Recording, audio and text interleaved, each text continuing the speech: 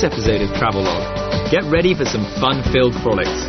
We'll be enjoying some culture at the Shenzhen Museum, grabbing our paints and brushes at the Dafen Arts Village, getting our print on at the Guanlan Print Base, heading out to the world's largest golf club at Mission Hills, and working that tan at Dam Sha. There's a bit of culture, a bit of sport, some sea and sun, as well as lots of other stuff.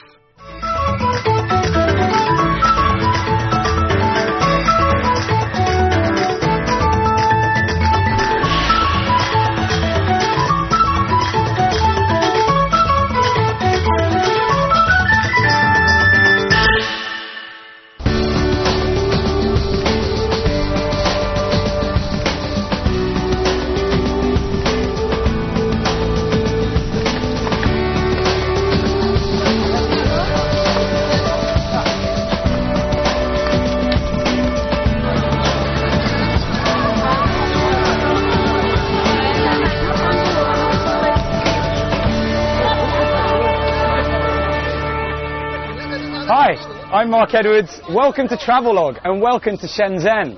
We've woken up a tiny bit earlier so that we could hike to Lotus Mountain, which is where we are right now, or Lotus Hill, as it's also commonly known. You can get here slightly earlier in the morning. It'll be a bit cooler, so you don't have to sweat too much. It's right in the city, and there are a couple of these sorts of hills scattered around. Now, as you can see, we've got a fantastic view all over Shenzhen city, and in the next half an hour, hopefully we're going to take you right into there and all around. So enjoy! Just down the road near the Lotus Hill, there's a new area bustling with shops, office blocks and government buildings. We've managed to get the theme parks and shopping out of the way in the last episode, so let's feed the culture vulture. So when you come to Shenzhen, it's not all going to be about shopping, you can get a bit of culture in as well. We've made our way to the Shenzhen Museum, which is open every day except Monday from 10 AM to 6 PM, and rather surprisingly, but rather awesomely, is completely free. Let's go in with the kids. The best way to learn about China's 30 years of reform and opening up is to visit the new Shenzhen Museum, which opened in 2008. You'll find it on Fuzhong Road at the heart of Shenzhen's brand new Futian Central Business District and Cultural Centre. Besides hosting touring exhibitions, the 32,000 square metre museum holds permanent exhibitions about the history of Shenzhen and its people. And you won't get lost in translation. The museum has 2 English-speaking guides and audiobooks in English, French, Japanese and Korean. So, despite having a huge immigrant population in Shenzhen, they're still very, very proud of their Canton background and their Canton culture, which is highlighted in the first part of this area at the Shenzhen Museum. And then if you keep moving, just walking around, strolling, what you'll find is things to do with the Hakka culture, which is also predominant here in Shenzhen.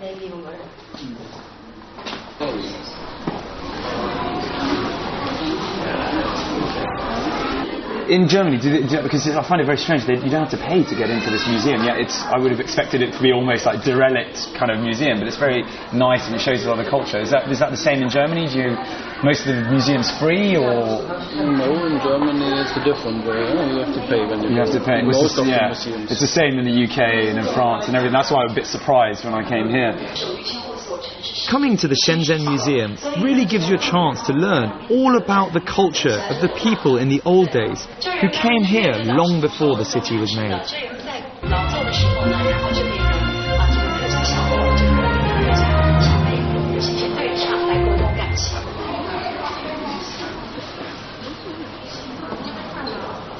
So for those of you whose Chinese is a little bit rusty at the moment, don't worry. They have fully interactive guides in English situated all over the place, as well as human guides who speak English. Now hopefully you've enjoyed your trip around with the cultural relics, the Shenzhen traditional folk customs and all those things. It's a 3-story building, and don't forget, it's all totally free! As a migrant city, Shenzhen represents all regional cuisines of China. However, the one thing they all have in common, even if the food isn't the same, is the pre-meal cleaning process. So what you'll find in many of the restaurants in China is that they've been disinfected, all of the pans and pots and pans and your plates and everything have been disinfected already, but in Guangdong they go one step further in terms of keeping things clean, all your cutlery and everything else clean. Pour yourself a cup of tea, don't drink it. Here, clean up all of your stuff, here we go. Okay, spoon, chopsticks, and then discard. And then you can drink.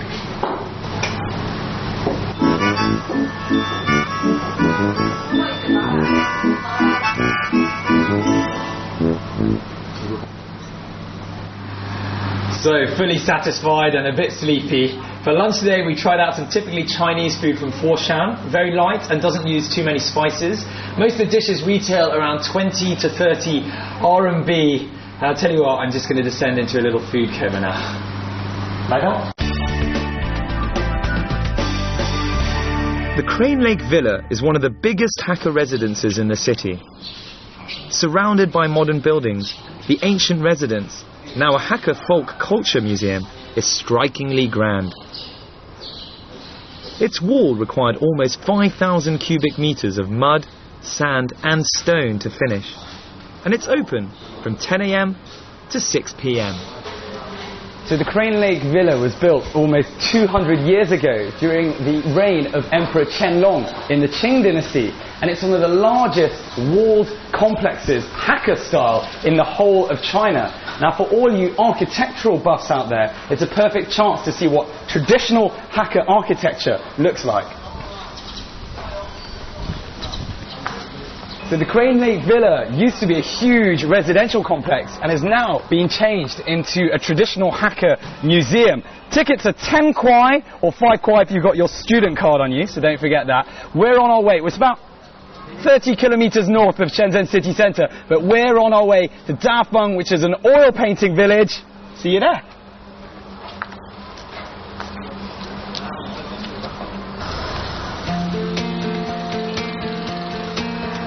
Although previously unknown, over the last 20 years, Dafeng village has emerged as the world's largest mass producer of oil paintings. These days, around 8,000 artists churn out some 5 million paintings a year, bringing international fame and acclaim to the village. The story goes that Huang Jiang, a businessman and painter from Hong Kong, came to Dafeng with around 20 painters and apprentices, drawn quite simply by its low housing prices. And from there, it just grew. 他们就给你那个照片，然后你就自己画是吧？对。这个多少钱？大概？这个1000。1000块钱？不可能，1000块钱我不买。你最喜欢画是什么样的画？最喜欢画哪样画赚钱就画哪样画，哪样画不值钱就不画。Fair play, at least the guy's honest. It seems to be all about the money, as long as there's cash behind it. 是吧？你听得懂我说英语？He understood what I meant. So 2 or 3 days for a single person and up to 5 or 6 days for 3 people. If you fancy having a nice little photo of yourself portrayed in a painting, come along here, come to this part of town.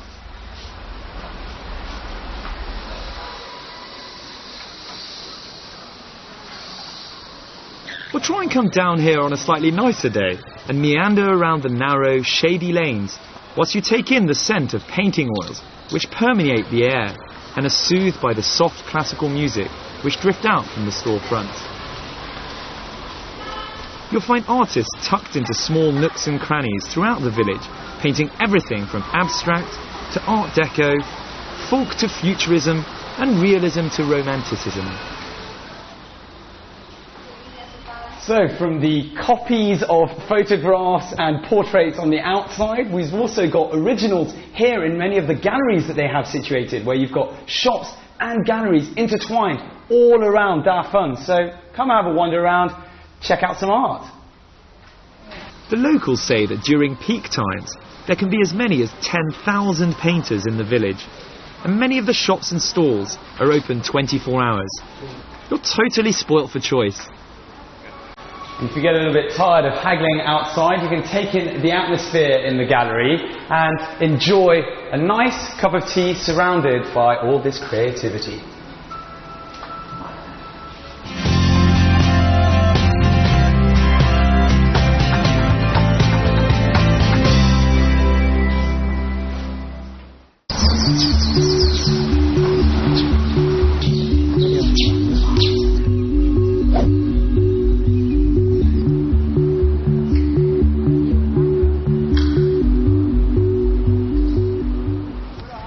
heading to the Guanlan original printmaking village. It's situated an hour north of Shenzhen city centre. Hi, ni hao. Hi, ni hao. Morning.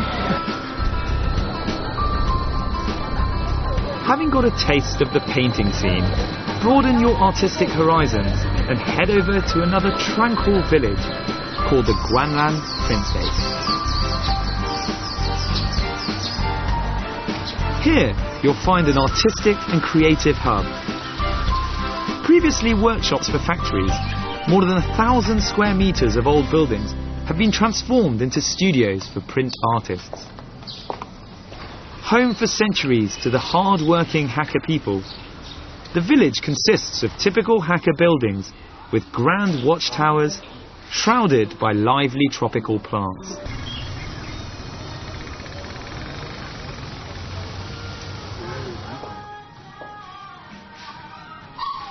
The first China Guanlan International Print Biennial was held here in 2007, and more than 1,000 artists from 57 nations submitted almost 2,000 works of art. How did you end up coming here to Shenzhen? Well, they invited me. I had been in there. They have an international print biennial, and I had been in 2 of them. And then after that, they invited me to come here. Yeah. So I said, yes, I'd love to. I felt I had never been to China before, and I felt that this was the opportunity to do it. And how long are you living here on the premises now as well? I'm living here in that old village over there with the 300-year-old houses. How is that? How is that? It's fine. It's nice. Yeah? It's comfortable. It took some getting used to, with the food especially. But you get used to it. You get used to it. It's all right, right? Yes, it certainly is. Whereabouts are you from? I'm from Pennsylvania, United States. And what is it exactly that you're specialising in doing here? I do etchings. Can you show us if that's... Right here is one that I'm working on. Ah, okay. This is a first proof of it, and I work in stages, as most people do with etchings, and I've just drawn this on the copper plate. From the sort of beginnings, what's your work method? I carve the image in, both with a very sharp diamond needle. Okay. And diamond needle, right? Yes. Okay. And then I also etch lines in with acid. So some of these deeper lines have been etched into the plate. So diamond and then acid to get it even deeper. Right. Yes. Okay. Very interesting. Very interesting. From start to finish, how long would the process take? On a print like this, several months, probably 4 or 5 months. Are you learning anything here? I mean, are you picking up anything new from being in a sort of different environment in a different country? Yes, I'm getting to talk to a lot of people. I watch the people in the shop here, how they work. Something very simple, cleaning a plate. Leo cleans a plate differently than I do. He uses soy sauce and hand cleaner. Okay. I've never seen that done. And it works, I assume, just as well as anything? Better. I was surprised. Sometimes you see things that you don't expect. These are absolutely lovely. Thank you very much for your time. My pleasure. Cheers. Thank you. Whilst it's most popular during the weekends, if you really want to get up close to chat with the artists and far away with your questions, head up during the week. So, like any self-respecting tourist attraction, we've got ourselves a little gift shop, a rather quaint little gift shop where we can buy such things as postcards with some of the pictures you might have seen earlier to send off to your parents or special little someone or something like that. It's also got lots of bits and bobs to buy. Now, this I've been told is slightly more interesting. This is a T-shirt that you can choose the painting and make yourself. We've also got a lot of paintings all around, as you can see. Now, adjoining, we've got a nice little coffee shop. Oh, we've even got a painting on here. Now, here, come in with me, I'll help you in. A lot of these houses were built over 200 years ago. They're refurbished Hakka houses, and this one is now a coffee shop. My coffee's arrived, so just going to relax for a bit. Cheers. It's sometimes hard to believe that you can find a tranquil, secluded Hakka village so close to such a vibrant city as Shenzhen. Even more surprising is the fact that the world's largest golf club is right next door, just a stone's throw away from Guanlan.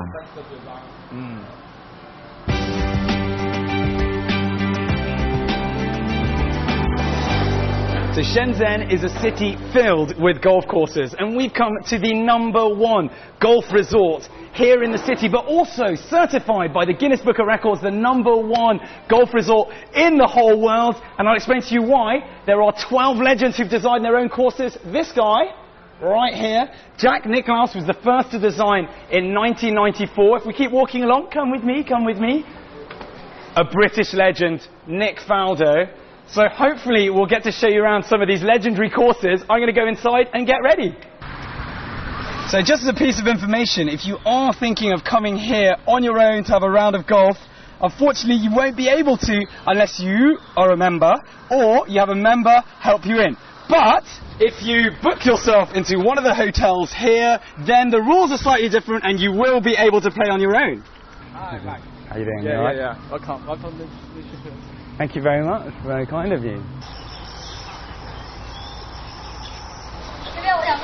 So at Mission Hills, whether you're a visitor or just a member, you'll be assigned your individual caddy and your very own electric car, which you won't find in all of the golf courses in the world, especially having your own caddy. I think we're ready to go.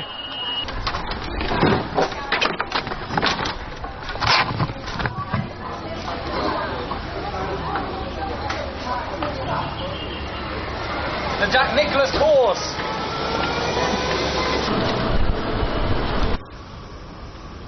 From the first course built 25 years ago, China now has at least 500. The vast majority emerged in the past few years, according to the government. So to say that the sport is on the up could be the understatement of the year. Here at Mission Hills, you'll find more than 7,000 employees, making sure that you get the golfing experience of a lifetime. As the world's largest golf facility, you can take your pick of 12 championship courses in a 20 square kilometre complex, which is also home to 5-star hotels and spas. Described as one of the best country clubs in Asia, leave the wife to her massage whilst you get a nice early round in. So we've headed out to the famous Jack Nicklaus course, which was used for the 1995 World Cup, Golf World Cup. It opens as early as 5:30 a.m, so if you're an early bird and you want to tee off early, they'll let you do that, and you could go right through until 2 a.m, because certain courses have floodlights, so you can play at night. Now for the moment you've all been waiting for, I make an absolute fool out of myself. Ball and tee.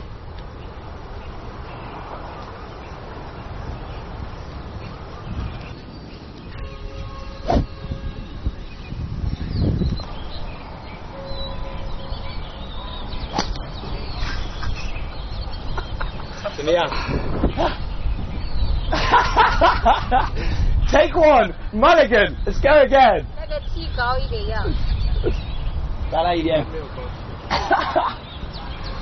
Let's see if it goes further than 5 meters that last time. Okay, come on. Let's try and hit it. And that was a topper. Definitely over 5 meters. That was an absolute topper. I think I could see the ball down by the ladies' tee, about 5 yards away. So that was great.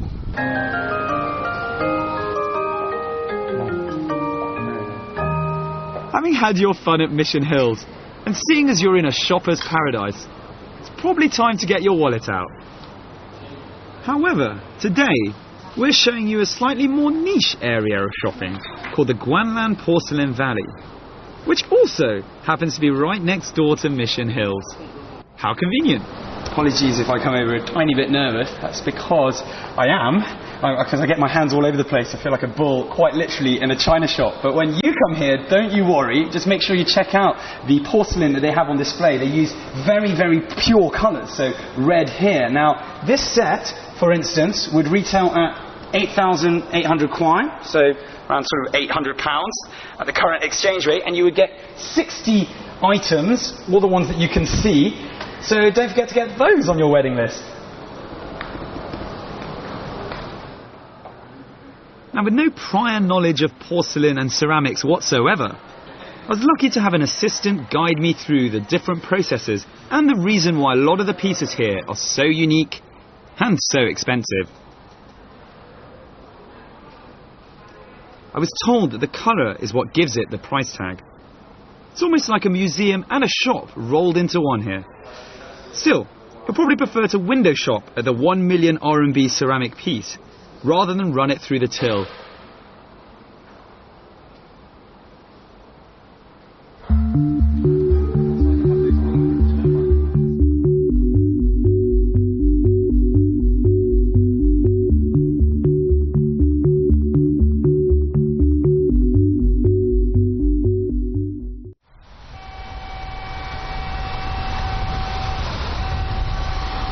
With its subtropical climate, temperatures in Shenzhen average around 23 degrees Celsius, which to me spells out perfect beach heat. Shenzhen is proud of its beaches, and one of the most popular summer resorts here is Dameishan.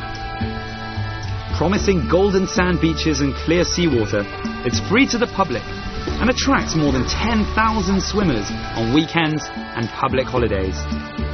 The best equipped beach resort in Shenzhen in terms of facilities.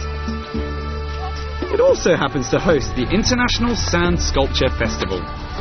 But if that's not enough, you can come here for all sorts of water sports and even bungee jumping. So we made our way over to Dameishan, the #1 beach in Shenzhen. It's completely free, and during the weekends it's really packed, so probably come down here during the weekdays. It's got the best facilities of all the places in Shenzhen, so come down here.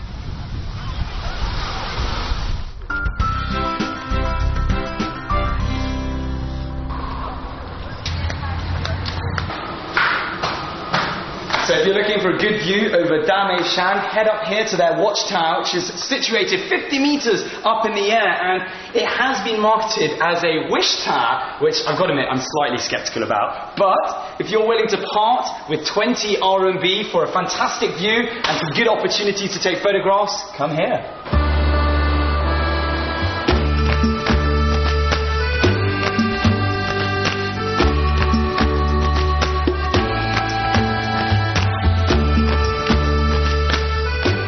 Having done the 62-meter high wish tower at Dameishan, it's time to head to the highest building in Shenzhen. You think you had good views before, but minus the bikinis, this one is even better. So I've headed up to the Meridian View Center, which is all the way on the 69th floor, 384 meters in the air, and it gives you a 360-degree view all over the city and Hong Kong as well. And on top of that, you get to learn about Shenzhen and Hong Kong history. Now I'm going to grab a beautiful view.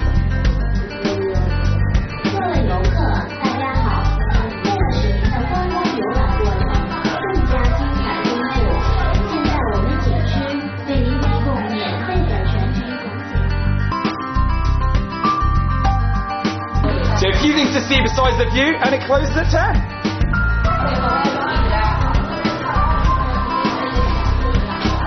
History in the making. Maggie Thatcher having a chat with Deng Xiaoping. Take a picture. A robot guide introducing the two cities.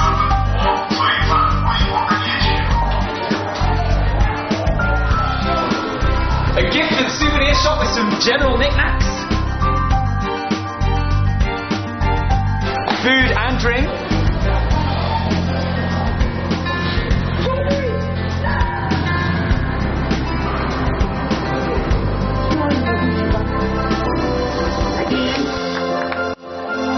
A 3D pirate story starring my favourite man, Zhang Ziwai. So as Shenzhen grew as a city, so did its immigrant population, and with it they brought all sorts of regional Chinese dishes. That's one of the enjoyable things you can do in the city, is try out any type of regional dishes. We've come to a Hubei specialty restaurant, and they're famous for steamed food, so healthy, and we've had a hard day today, so bon appetit!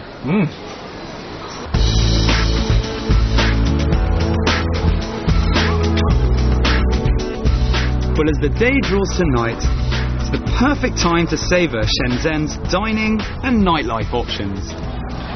So, if you're looking for something to do in the evenings at your time in Shenzhen, you want a nice little stroll on the promenade, and there's a place with plenty of restaurants, bars with live music. It's called Shiko. Come on down here, it's lovely, it's relaxing, and there's a nice sea breeze as well. Thanks to the mild weather, you can enjoy al fresco dining and drinking at many of the venues here, which is a definite plus point in my book. The majority of the bars and night spots can be found either here in Shiko or in Huaqiao City, which is particularly popular with a young crowd.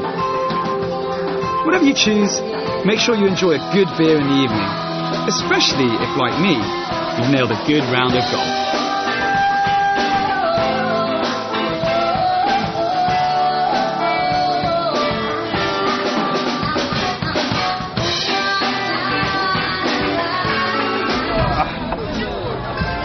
So, we've headed into the western part of the city, right down by the sea, to an area where a lot of foreigners like to congregate. And we've come to one of the symbols of this area, which is this permanently moored cruise liner, where they have got a sports bar on the bottom, hotel rooms in the middle, and then this lovely veranda on the top with live music, and you can get some western food and beers as well. Hope you think I've earned this. Cheers. So that's it for Shenzhen. I'm Mark Edwards, and I'll catch you very soon on another episode of Travelogue.